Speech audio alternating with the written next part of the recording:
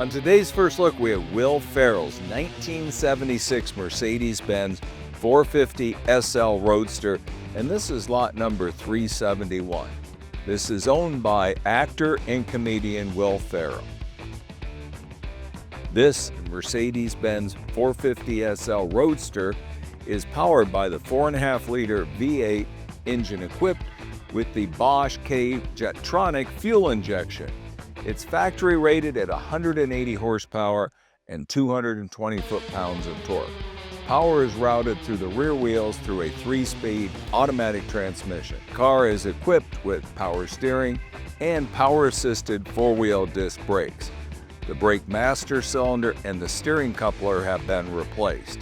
It is finished in silver green with an exterior featuring the brown soft top and the matching hard top in the body color. Additional details include the fog lights, the bright mirror surroundings, the chrome accented bumpers. Pretty nicely optioned car.